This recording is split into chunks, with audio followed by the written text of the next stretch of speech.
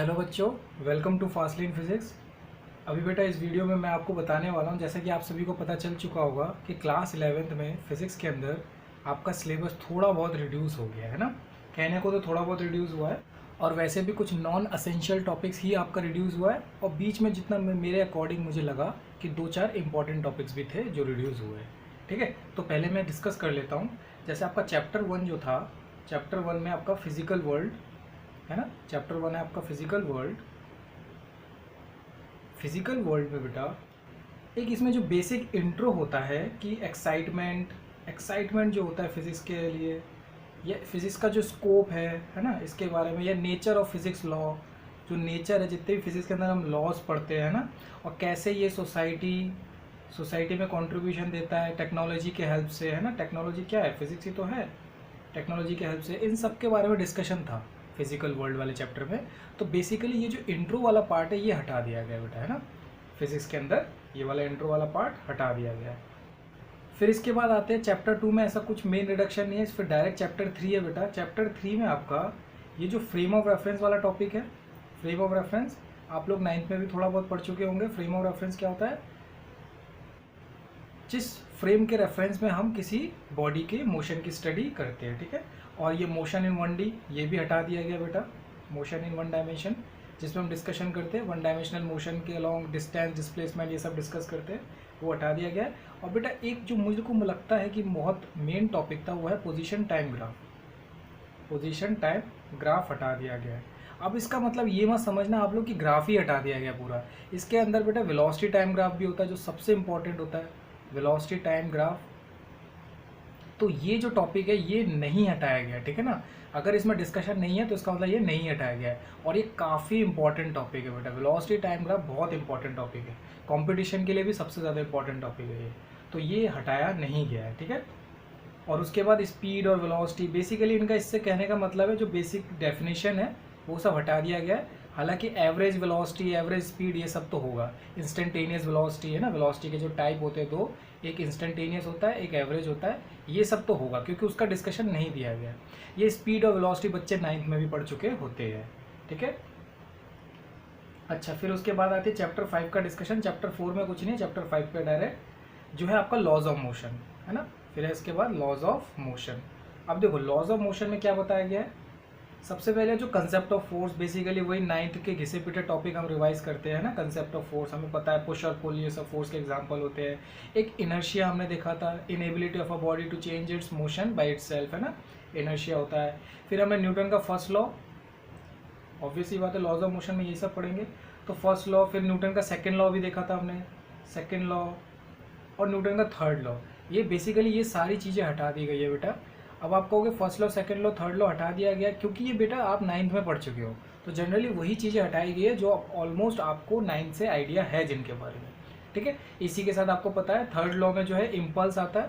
Third law impulse के definition को जन्म देता है। और बेटा सेकेंड लॉ से बेटा मोमेंटम का डेफिनेशन आता है ना। मोमेंटम पढ़ते हैं सेकंड लॉ से, और फर्स्ट लॉ से हम बेटा इनर्शिया पढ़ते हैं। फर्स्ट लॉ से इनर्शिया का जन्म होता है, सेकंड लॉ से मोमेंटम, और थर्ड लॉ से इम्पल्स।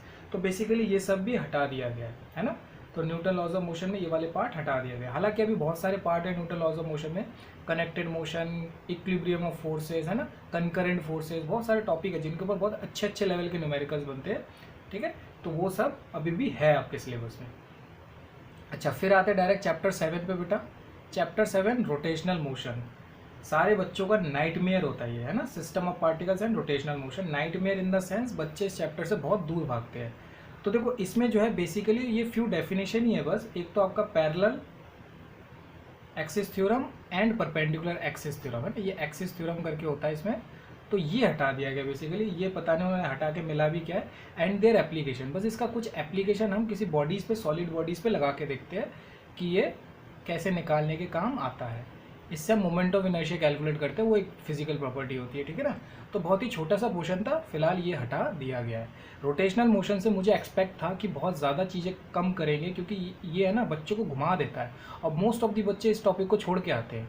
तो मुझे लगा था कि इसमें से ये ज़्यादा से ज़्यादा रिडक्शन करेंगे, बट बहुत ही कम रिडक्शन किया। चलो एनीवेज कोई बात नहीं, इंपॉर्टेंट तो ये भी है ना। अब देखो चैप्टर 8 में अब देखते हैं ग्रेविटेशन। ग्रेविटेशन के अंदर बेसिकली ये केपलर्स लॉ जो था, दिशा बेटा वही 9th का दोबारा रिपीट कराते हैं। Kepler's law of planetary motion आपको पता होगा, और एक एक्सेलरेशन ड्यू टू ग्रेविटी, मतलब ये जो स्मॉल जी है इसके बारे में बेसिकली ये दोनों टॉपिक हटा दिए गए। केपलर्स लॉ आपको पहले से पता है, प्लैनेटरी मोशन एक लॉ ऑफ पीरियड है ना, लॉ ऑफ पाथ कि इलिप्टिकल पाथ में घूमता है with sun one of its foci, ये सब जो डेफिनेशंस थे, लॉज थे, वो केपलर्स लॉ के अंदर हम पढ़ते हैं, ठीक है। और acceleration due to gravity small g की वैल्यू है ना, स्मॉल जी अर्थ के लिए केस में, और उसकी वेरिएशन ऑल्टीट्यूड के साथ, हाइट के साथ, डेप्थ के साथ, तो वो भी हमने 9th में पढ़ चुके थे बेटा, वही हटा दिया गया, ठीक है बेटा। अब देखो नेक्स्ट आते हैं हम चैप्टर 9 पे। चैप्टर 9 में क्या किया गया, ये तो वही है mechanical properties of solids, direct solids लिख देता हूँ मैं, यह है chapter mechanical properties of solids. इसमें से बेटा आपका वही बेसिक इलास्टिक बिहेवियर, कि किसी भी सॉलिड्स का इलास्टिक बिहेवियर होता है जिसकी वजह से वो अपने शेप को दोबारा रीगेन कर लेता है, वो टेंडेंसी, वो बेसिकली ये डेफिनेशन था, ये हटा दिया गया। मेरे हिसाब से बेटा ये बहुत इंपॉर्टेंट टॉपिक्स थे, इनको हटाना नहीं चाहिए था। ये शेयर मॉडुलस ऑफ रिजिडिटी, ठीक है, शेयर मॉडुलस ऑफ रिजिडिटी, और पॉइजन्स रेशो और इलास्टिक एनर्जी, बस यही टॉपिक है, इनको बेटा हटा दिया गया, ठीक है। ये कुछ टॉपिक्स है, ये मैं आपको बता दूं, ये सॉलिड चैप्टर के बिल्कुल लास्ट में पढ़े जाते हैं बेटा। इलास्टिक बिहेवियर, इसके ऊपर एक ग्राफ भी होता है, stress strain curve, share modulus of rigidity, ये सब बिल्कुल लास्ट के पोर्शन है। तो इस चैप्टर के लास्ट के फ्यू पोर्शन हटा दिया गया। वैसे मैं बताऊँ तो ये इस चैप्टर का करीब 20% कॉन्ट्रीब्यूट करता है, ये जो पोर्शन है, ठीक है। उसके बाद करते हैं चैप्टर 11 की बात। चैप्टर 10 इसमें है नहीं, चैप्टर 11 पे से है फिर रिडक्शन। जो चैप्टर की मैं डिस्कशन नहीं कर रहा हूँ इसका मतलब उसमें से कोई रिडक्शन नहीं हुआ है, ठीक है। तो चैप्टर 11 जो है हमारा थर्मल प्रॉपर्टीज ऑफ मैटर, ठीक है, थर्मल प्रॉपर्टीज ऑफ मैटर। इसमें वही बेसिक चीज़ें, हीट की डेफिनेशन बेटा, हीट, टेम्परेचर, है ना, हीट ट्रांसफ़र। इसमें ये बेसिकली ये भी डेफिनेशन है जो मैं आगे बताने वाला हूँ। हीट ट्रांसफ़र कैसे होता है, 3 मोड से होता है। एक होता है आपका कंडक्शन, दूसरा होता है बेटा आपका कन्वेक्शन, और तीसरा होता है आपका रेडिएशन, ठीक है। ये तीनों चीज़ें हटा दी गई है। इसमें बेसिकली इनकी तीनों के डेफिनेशंस थे और थोड़े बहुत एग्जांपल्स थे, ये पोर्शन हटा दिया गया। वैसे मैं बताऊँ इस चैप्टर में से ये 10 से लेकर 15% पोर्शन हटा दिया गया, ठीक है। ये 10 to 15% कॉन्ट्रीब्यूट करते हैं। अब चैप्टर 12 देखो बेटा, चैप्टर 12 में से क्या हटाया गया है, मेरे हिसाब से सबसे इम्पॉर्टेंट चीज़, इन्हें ये हटाना नहीं चाहिए था, थर्मोडाइनमिक्स जो चैप्टर का नाम है, इसमें से उन्होंने बेसिकली जिन चीज़ों के लिए पूरा थर्मोडायनेमिक्स हम फिजिक्स के अंदर पढ़ते हैं, वो टॉपिक होता है बेटा हीट इंजन, ये इनका एप्लीकेशन पार्ट है जिनमें हम कंसेप्ट अप्लाई करते हैं, एंड रेफ्रिजरेटर, ये तो डिवाइस होती है बेटा। ये सारे थर्मोडायनेमिक्स के कंसेप्ट और लॉज जो पढ़ते हो वो इसी में अप्लाई करते हैं, तो यही दोनों हटा दिया गया है। आप अपना बैड लक बोल सकते हो या मार्क्स को देखते हुए इसको गुड लक भी बोल सकते हो, क्योंकि देखो मार्क्स के पर्पज से तो ये सब सही है कि आप थोड़ा कम समय में, मुझे नहीं पता स्टूडेंट्स को कैसे इतना प्रेशर आ जाता है, पर हाँ आप ये सब अगर रेगुलर पढ़ो और थोड़ा थोड़ा पढ़ते तो आप आराम से समय से पहले कवर कर लेते। बाकी बाय द वे मार्क्स के हिसाब से तो ये ठीक है, लेकिन आपको बेटा ये सब अलग से पढ़ना चाहिए, ठीक है। मेरे इस चैनल में भी आपको सभी चीज़ों की वीडियो मिलती जाएगी, धीरे धीरे मैं सबकी वीडियो पोस्ट करूँगा, तो आप इस चैनल से जुड़े रह सकते हो, आपको ये सारे वीडियो आपको मिलते जाएंगे, तो आप कॉम्पिटिशन के लिए भी बिल्कुल तैयार रहोगे, ठीक है। अब अगला चैप्टर देखते हैं बेटा, चैप्टर 15, ठीक है। चैप्टर 15 है आपका वेव्स। इसमें से बेसिकली ये थोड़ा सा दिमाग खाओ टॉपिक था, फंडामेंटल